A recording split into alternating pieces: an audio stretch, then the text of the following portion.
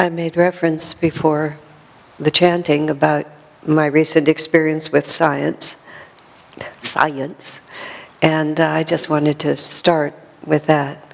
There's an institute called the Noetics Institute, which is located up in Petaluma. Many of you know about it. It's been around for 30 or 40 years.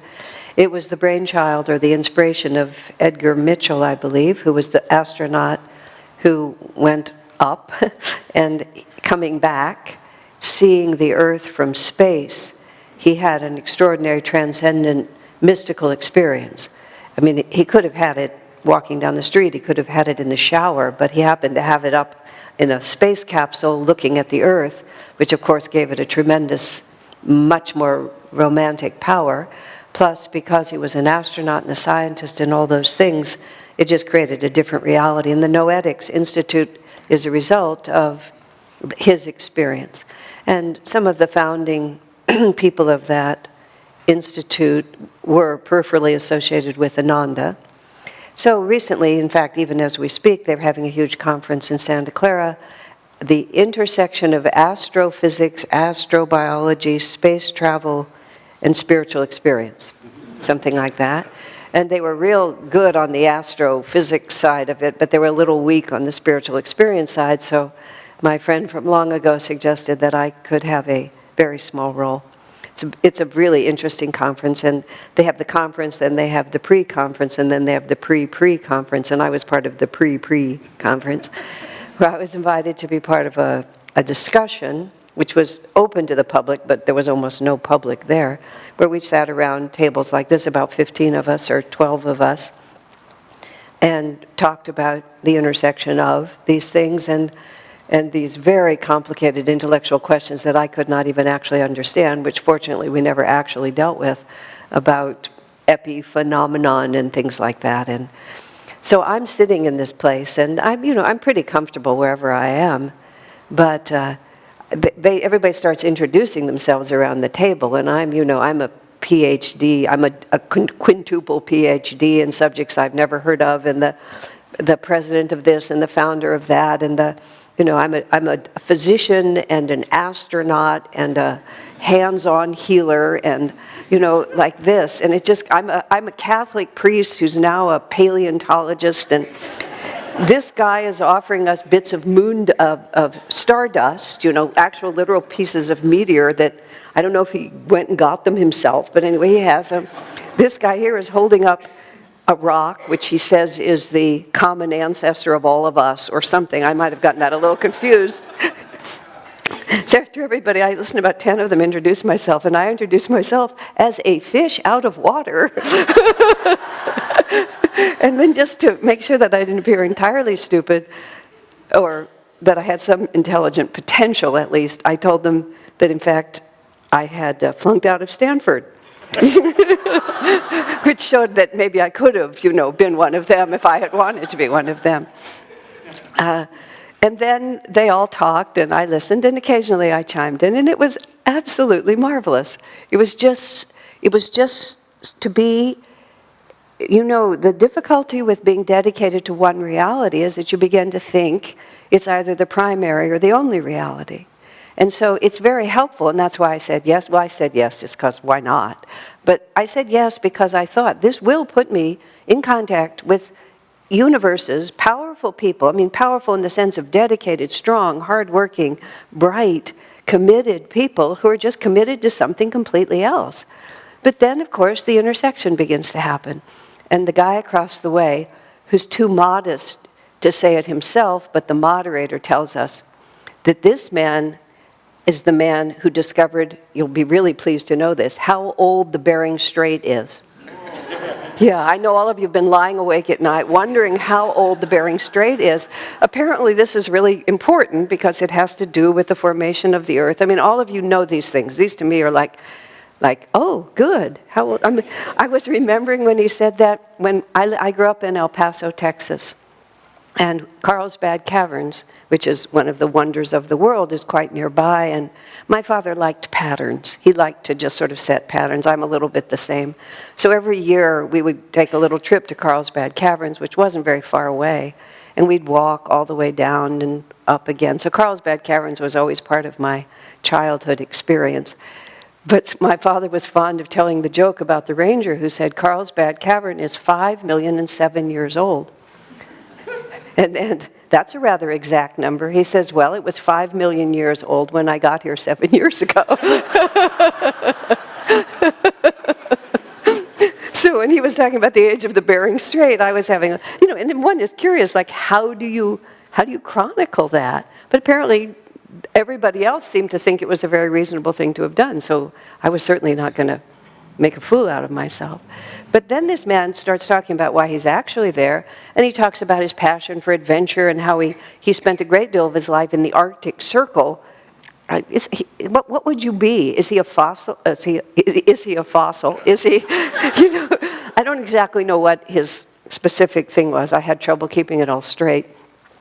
But he's really telling us that the most meaningful experience of his life was when he was alone in the Arctic on some God-forsaken place. Well, not God-forsaken, but forsaken place there. And a storm came, which he said in the Arctic is not a joke. And so he's all by himself somewhere, and this huge storm comes, and he's really scared. And there are big bears around. He's got a loaded shotgun because death is a possibility. Eaten by a bear alone on an Arctic ice floe is, you can think of a better way to end your life. So he's there watching the storm come, not quite knowing what's going to happen, and suddenly he's out of his body, he's way above it. And he must have noticed what time he left, because he actually said he was out of his body for 2.5 hours. And he was someplace he called the foyer of heaven, because he didn't actually die. But then as soon as he was out of his body, he starts telling us, that everything was wonderful, just complete freedom, all the things that people say, pure love, pure freedom, absolute absence of fear. And every so often, he would see this poor guy down there, because he was up looking down, this poor guy there, shivering cold, terrified, clutching a loaded shotgun, and he felt so sorry for him. Like, poor guy is suffering so much, and I'm having such a good time. And obviously he lived, because he was there to tell us the story. This had happened 30 years previously. He said for 25 years he never told anyone, because he just didn't know how. And this is the conversation between so-called science, but I mean between it has to be able to be replicated, to be true, and the word, I never thought of this word, or you prove it either by falsifying it or verifying it. I never thought of it as both sides, but that's how you progress in science. And then there's subjective experience, and there it is. And we were all there to talk about how to bring the whole thing back together. And these people are really tuned in. I had to choose a place at the table, and I sort of looked around, and there was this young man, younger than me, young man. That's when I lived for 2 weeks with Swamiji, no, for 6 weeks with Swamiji's parents. When his father had a heart attack, they moved from Atherton to San Mateo, Atherton to Menlo Park. I helped them move. And they were in their late 80s, because these were the last years of their lives, mid-80s. So I was living with them for 6 weeks until more permanent help was there after he had a heart attack. That's the whole cycle. But I still remember Mrs. Walters, who was 83 or 84, she would refer to her young friends. And it was so charming. And then I hear myself doing exactly the same thing. So I had this young man sitting next to me who was probably 40, but anyway, younger than me. And he played the same game I did. We had a good laugh over it. He started, who are you? How did you get here? He's an inventor, he says, and he really is an inventor. And he started all this when he was like 15 or 16 with something related to outer space, got him excited. And for many years there was an institute at Princeton University that studied paranormal phenomenon, the Piers Institute or something like that, or something like that. So he had worked there. In fact, he was the last employee before the thing closed, because it was really the brainchild of 2 men, and when they retired, it was over. So he would introduce himself as the last employee of the Pear's laboratory or whatever it was at Princeton. So later I'm talking to him, and I kind of figure out that this guy started at 16 or 17 and did all these things. And I said, you never went to college either, did you? I said, and you just mentioned Princeton just the same way I mentioned Stanford, don't you? We both get the status of those names without having to waste all those years going to school. And he laughed, and we agreed that yes, in fact, that both of us, I just sniffed him out, and he sniffed me out. We very much enjoyed each other.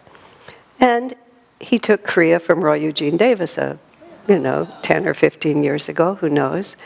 And he tells me he meditates every day. That's where his ideas come from. Just as simple as that.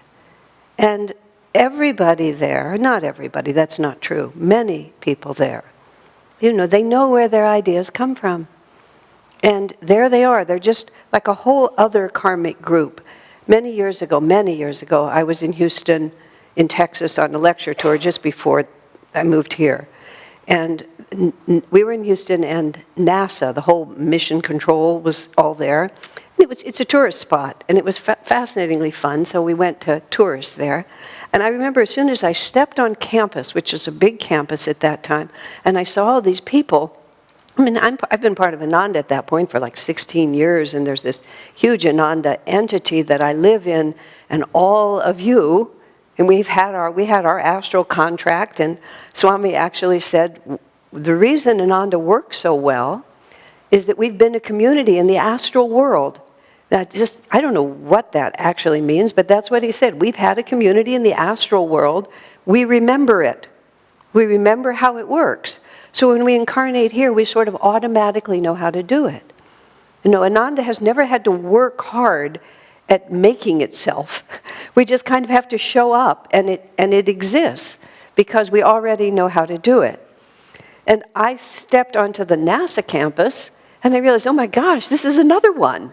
Because you could feel how their minds were all connected and how they were all so excited. And I'm sure some of you have seen those documentaries because of the 50-year anniversary of the moon launch, and especially the ones of mission control where you see all those, it's almost entirely men, with their short haircuts and their white shirts and their little ties. Most of them have their glasses and their pens. It's like, they're all really in tune with each other.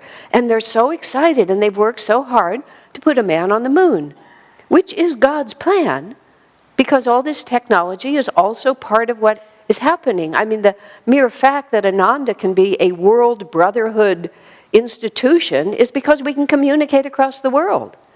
And because hundreds of people can just, travel back and forth, and we all know each other. And that would not be possible. We wouldn't be able to have this elevated level of consciousness if we didn't also have this elevated level of technology. And the man on my other side, just for fun, he was a geologist. And he studies life in extreme circumstances, like things actually live in the hot water of the Yellowstone geysers. So he goes, he goes and looks at the hot water, and he brings it home, and he figures out how they live. He works for space exploration, so that when we get to Mars or wherever else we're going, they'll know where to look for life. So that's what he does. Really. And then he's seen with his own eyes the vent in the bottom of the ocean where the hottest water comes out, and he's brought back stuff and thought about it. And he's just full of life and happy, and he mentors young scientists. It's just all so expansive and helps us all realize, and I just heard it in the song here today, when we need you, you descend, seeking grieving hearts to mend. Now, these men and women, it was men and women, it was very equally divided. Some of the more, it doesn't matter, but there were men and women there all. No, they were equally divided. The longing of the heart to expand and to be part of something bigger than one is, we're all motivated by exactly the same thing. Everybody, every living creature, every sentient being. This is how Master describes it in The Science of Religion, which Swami rewrote into God is for Everyone, which is we all want to expand our experience of happiness. We want to escape our experience of suffering. Just as simple as that. There's no bigger complex of that. That was Master's inspiration when he was leaving India in 1920, and he had to find a way to bring to a country that knew nothing about this the essence of what he was teaching. And he certainly couldn't bring Kali Puja. He's going to put this multi-armed being out there with the red tongue and the sword and the skulls, and like rent a Protestant church and put her up here. It's just like, it couldn't be done. And also, it doesn't matter. Those are the costumes that we all wear because in one way or another it suits us. I recently found out about this Kali temple that is in a neighborhood in Laguna Beach. And it's been there. It's a fantastic story. I wish I could remember the name of it, but if you go online, it's just an amazing story from Ramakrishna's temple in Dakshineshwar. This woman, she happens to be Austrian, but she lives in Laguna Beach, and she just had this inspiration that she needed to bring Mother Kali to California. And when you're in that Hindu reality, you don't bring a statue of Mother Kali, you bring Mother Kali. And there's a huge ritual way in which the statue is enlivened. I mean, you have all these statues and they're just statues, but then something happens and the goddess lives in the statue. So all of this story, so she has mostly Americans who have become very, living a Vedic lifestyle, and it's just marvelous. It's also so marvelous that just in terms of what planet are we on and what world are we in? But here's the part that I love the most. When she was busy doing all this, or just getting it set up, another woman is sitting in the Kali temple at Dakshineshwar. Many of you have been there. And she's sitting there, and the statue says to her, "I'm going to live in California." Now, it cannot be objectively replicated or falsified. But Kali told her that she was on her way to California. It's just like, where are we? And where we are is we're just in this wonderful world that is so different than we think it is. And our job is to really try to feel what's really happening here and then live in what's really happening. And so we go all the way to our reading today, which is just this. I love that story. It's one of my absolute favorites in the Bible. It's a real situation. Jesus is a tremendous phenomenon at this time in Israel and in Jerusalem because he's done all these miracles. I don't know where this story took place. I don't remember now. But at the end, when he brought Lazarus out of the tomb, that was a very public event. I mean, that was, it couldn't be replicated, but it was verifiable because all of these people had seen Lazarus die. All of these people had wrapped Lazarus up, his dead Lazarus, put him in this tomb, rolled the rock in front of it, and then Lazarus was gone. He was in that cave. He was finished.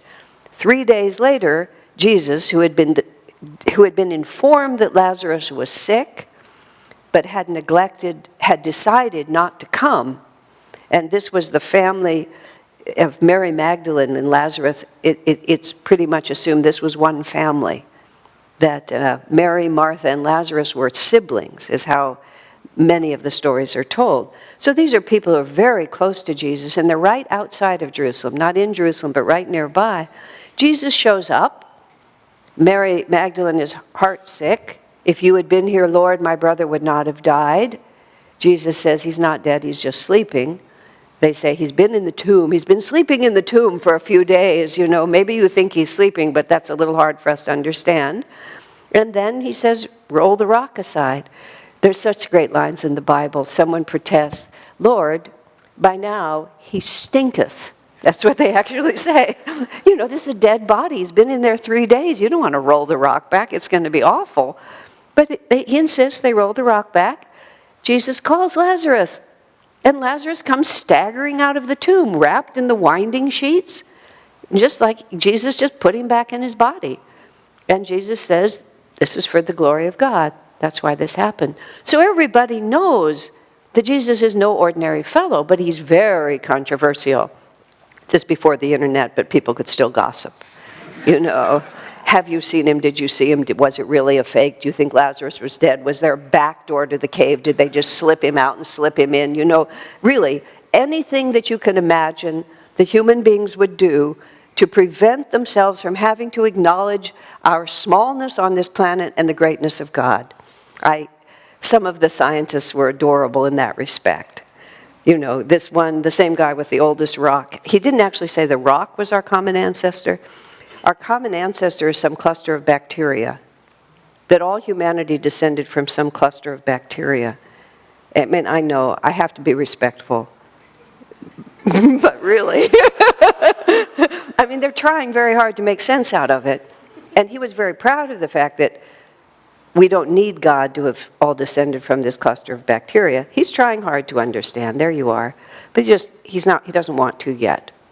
So he's using his intelligence in a dynamic way to see if he can find an alternative to Sanatana Dharma. And, you know, he will. He's in the revolt, and he's between the revolt and the quest. He'll figure it out. But people are like that. So in Jesus' time, too, you know, they were not. Some people knew who he was just like that. Jesus walks by, he says, follow me. They leave everything, they follow. When everybody is toward the end of his life, when people are really beginning to doubt Jesus, Jesus says to Peter, are you also going to leave me? And it was a real question, because everybody's leaving. Are you going to leave? I mean, just imagine it as something that would happen to you today.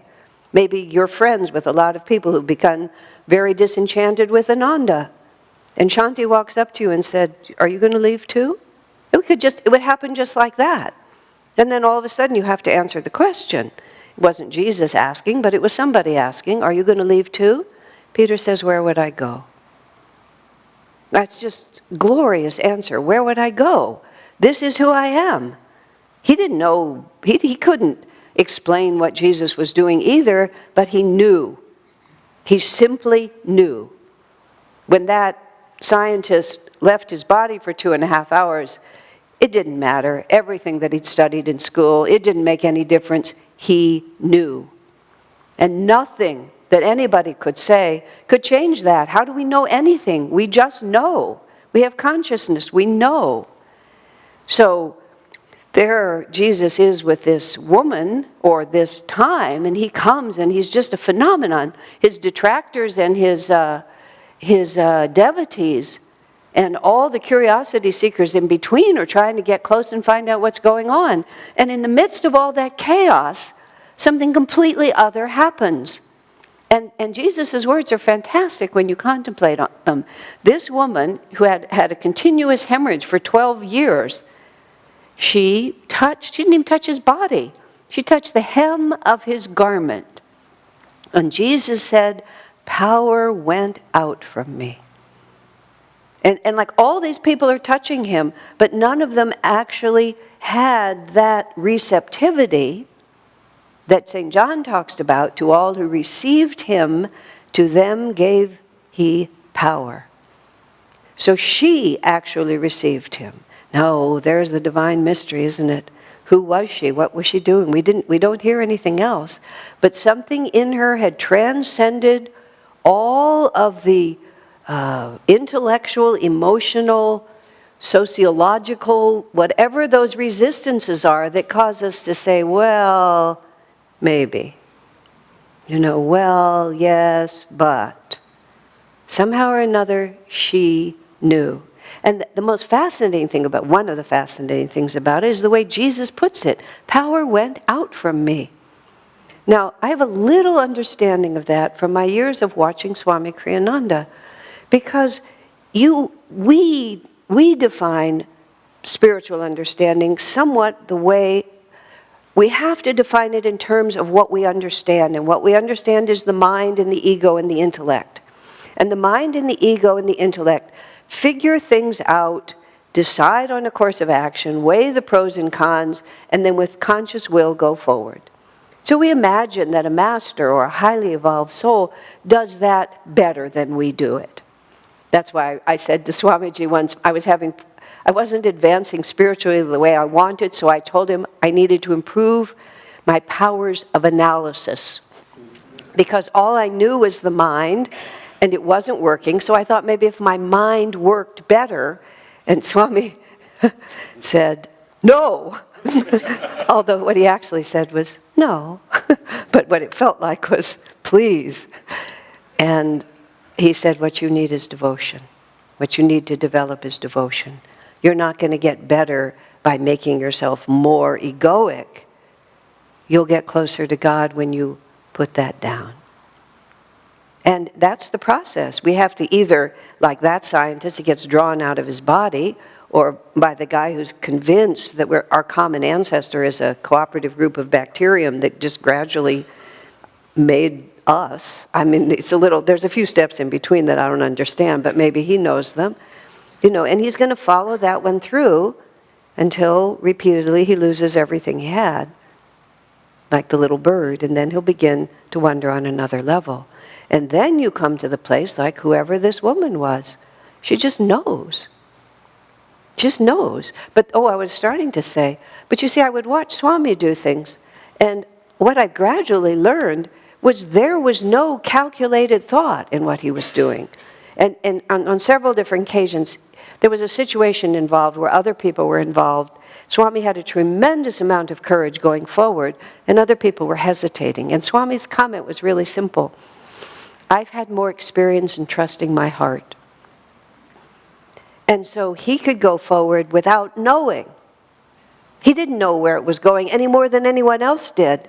But he had learned to trust that feeling. And he would say and do things that he didn't contemplate, that he didn't plan, that he didn't even know why he was saying and doing them.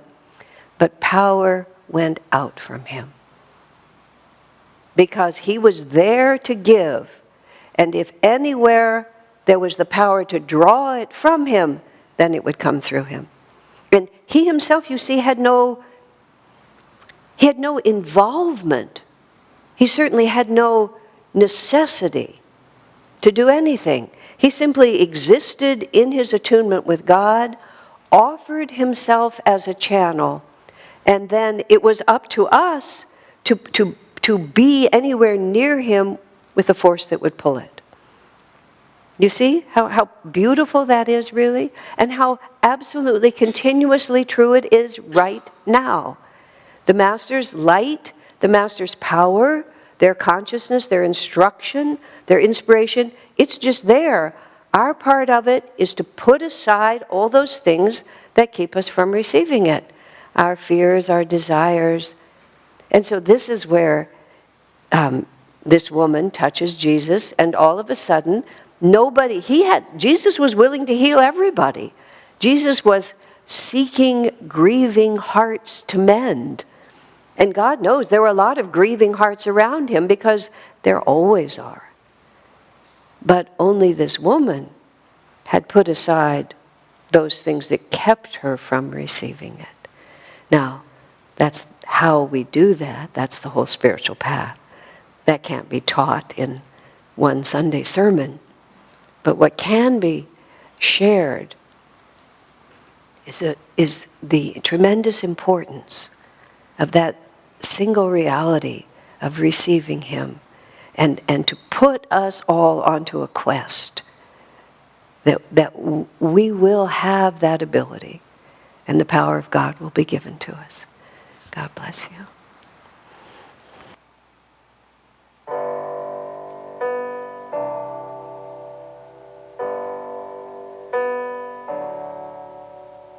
God is truth, God is love, Father, Mother, both are one. When our